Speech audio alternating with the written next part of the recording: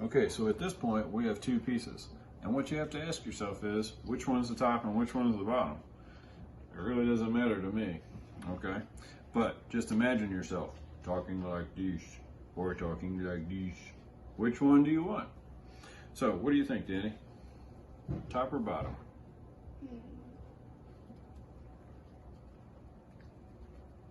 I guess I would be on top of them. Here, let's take a look. What we're going to do is we're going to press this out. I use my thumb and 2 fingers, and I just round it over, just like that. We're going to do it to both pieces. Now, you can have this for the top and this for the bottom, so he's got like a really big underbite. This is really good for like barracudas, piranhas, sharks, things like that. Or we can have it this way, where this is the bottom and this is the top. I like that. You like it better this way? Yes. Okay. So what we're going to do at this point then is we're going to start with the bottom. We're going to work it together using our fingers. We're going to take this piece off momentarily. Okay. And then Danny, I want you to reach inside here and just pinch the clay together and drag it. Now I said pinch. You really have to be careful to drag the clay together so that it's smoothing and working together. If you're pinching the clay gets thinner and bigger, which makes it less structurally sound and a big mess. A lot of people struggle with this particular step and their fish starts to look like a trumpet fish, which is fine if you're in band and want to make a trumpet fish, but most people don't want one when they got one. I'm just going to say. Okay? I don't know. Okay, so we've got this work together. Danny's done a great job. Okay, now we can take our metal rib Got that side. and we can gently just work in there and get that nice and smoothed out.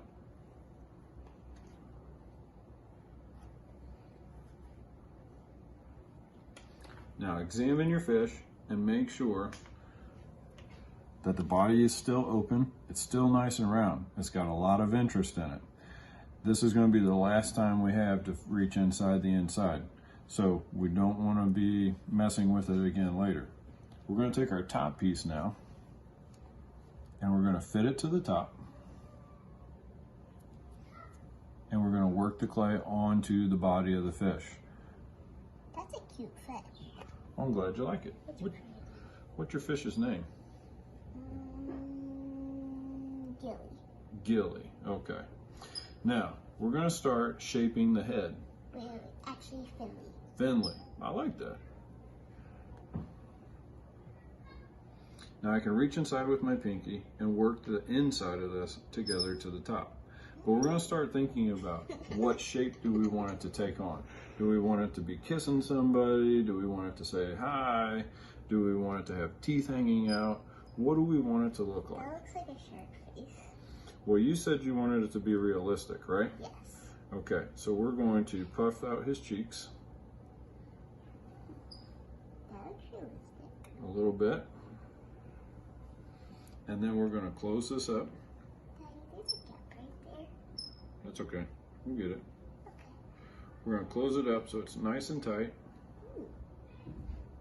And then later, when it's in the leather hard stage, we can carve on this thing to make all these little details come together. But right now, it's just important to make sure it's all there. Okay, now our next step is going to be adding gills. So for this, we need a thinner piece of clay. We can just grab one of the pieces we've got laying around at this point, our rolling pin, and just roll it back and forth. It doesn't need to be very thick. And it doesn't need to be too thin either, right? Right. We don't want it to be too thin where it'll break off. I made that mistake with my dinosaur that I made one time. Yeah, He fell apart. that's no good. But at least the thick parts stayed. Okay, so we're going to take our needle tool and we're just going to basically make like a little orange slice type thing. We can make 2 of them by tracing them. Notice I'm always cutting pieces from the edge. Now, we're going to attach this to the side. That kind of looks like a little fin. Well, it's supposed to be the gill. So I think about it, it does look like a gill. Well, good. I'm glad. We'll put one on the other side too.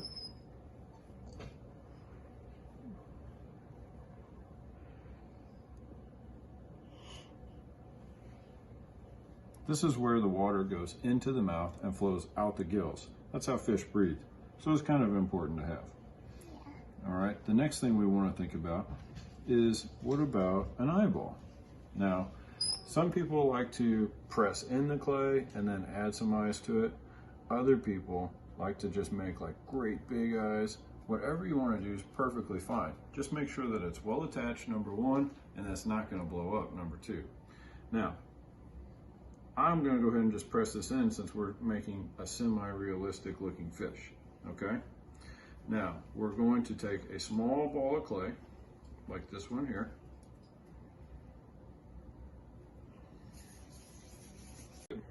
Okay, now, again, good time to just quickly smooth it out. Shouldn't take a long time, just a couple minutes at the most, just a couple seconds, really. Just run over it. Get it nice and smoothed out. Notice I'm always pulling towards the back. I haven't done the back yet, so it doesn't have to be real pretty yet. I think your dog is getting into something. Why don't you go grab those real quick? Okay, so the pectoral fins are just like up close to the gills. Some people like to put their fins way back here. I don't know why, that's not where they belong. Pectorals mean chest, so they should be up towards the front, okay? So we're gonna take our piece of clay and we're gonna cut out any shape you want. Something kind of triangular is ideal. So we can cut this out. Again, it should be pretty thin. And usually it's the same shape on both sides. So we can cut it out by tracing a second one. What did I miss? We're making pectoral fins. Do you know where those go? I heard you say chest. That's right. Okay, when I make a fin, I usually take my fingers and just kind of rub it on the edges. That does look like a fin. That way it gets really super thin and it looks more realistic, okay? Now we're gonna tuck this up here and don't attach it, just fit it on there. Why are we attaching it? Well, first we wanna make sure we like it. Oh. And if you don't like it and it's attached, then it's... Okay, so take a look at it. Make sure that you like the shape of it. Make sure you like the position of it. Again, we want to draw people in. So maybe this fin needs to be up more like this, or maybe this one needs to be more out like that. We want people to be interested in what we're doing so that they come in and take a look at the whole thing. Now, if you like the position, we'll go ahead and attach them. What do you think? I like that. Okay. Now notice the fins are not only touching the fish, but I've got mine resting on the island too. That makes it more structurally sound. If they're just hanging out there not touching anything else, somebody can bump them when they're in greenware stage and get broken off real easy. And of course, then we can't fix it. So let's make sure that we attach it in as many places as possible. The ringing of the bell is not Santa Claus. That's our puppy. He wants to go outside. Daddy, can we maybe make the fin go point that other fin on this side point up more? Sure. Like a real fish would, like one was like that, kind of like that. I was farting all this anyway, so. Okay. And like a helicopter. Why don't you ask Daddy when he's done doing this part? Or All right. This is interesting. So now we have the pectoral fins. A lot of fish have fins towards the back. If you want to add those, you can, but you don't have to. I'm going to add a tail to it next. After all, he needs to go forward, right? Okay. What I have found works best for the tail fin is first take a needle tool and just cut the tail so that it's just kind of like a U shape. Then we want to take our needle tool and split it in half. I can't tell what you mean by split it in half at that angle.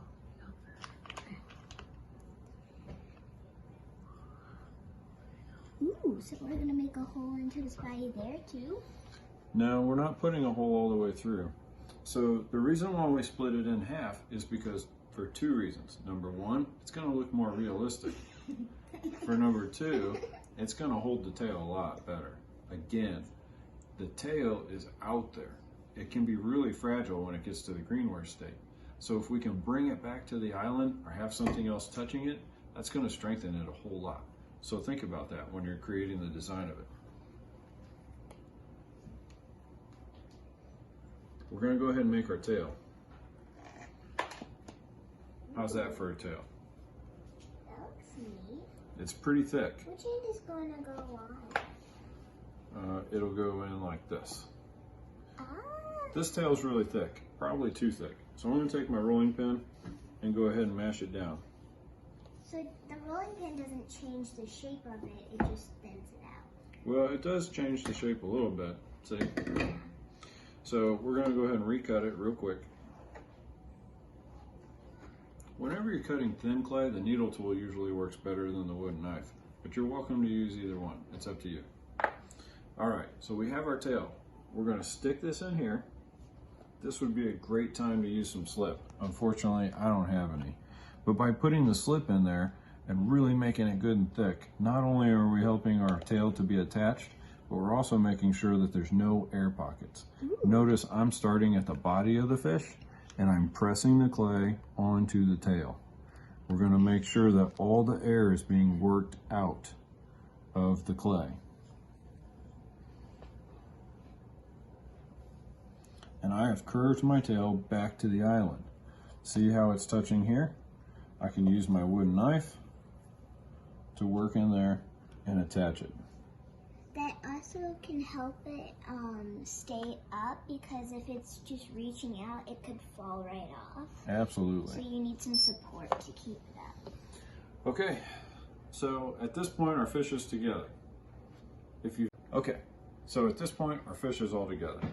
He may not be super smooth. You're welcome to smooth him some more, but he's structurally sound. Everything's there, everything's together, and that's really all that matters when you first get started. All those fine details can be added as the clay gets a little bit harder. Into the leather hard stage is definitely ideal. So, what do you think, Danny? Does it look pretty good? What kind of vitamin does a shark take? Vitamins? Why would a fish need vitamins? Just because it's a joke. I don't know. What kind of vitamin would they take? Vitamin C. Oh, Danny. So, again, just make sure it's structurally sound. We'll get to the carving later. Have a good one. Ready to go fishing?